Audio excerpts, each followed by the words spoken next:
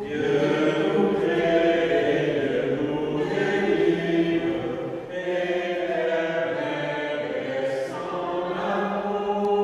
ce que je trouve intéressant dans cette église, c'est qu'il y a un mélange des publics.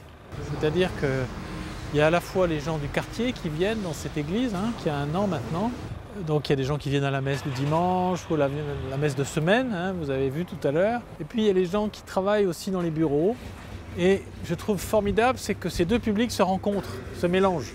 À la différence, je dirais, que Notre-Dame de Pentecôte, qui est à la Défense, qui est essentiellement destinée aux gens de bureau. Ici, c'est aussi une église d'un lieu où les gens habitent. Alors, je crois que c'est très important que ce soit à la fois une église paroissiale et une église destinée à l'apostolat auprès des professionnels. Et que ces mondes se rencontrent, ça fait partie de l'évangélisation aujourd'hui aussi.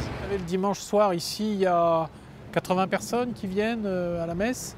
Et puis, les gens qui travaillent dans le quartier, c'est un petit peu plus lent.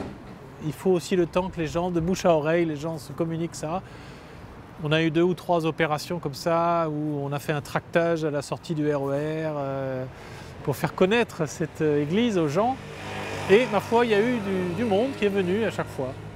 Donc ça prouve que plus elle va être connue, mieux ça va être fréquenté.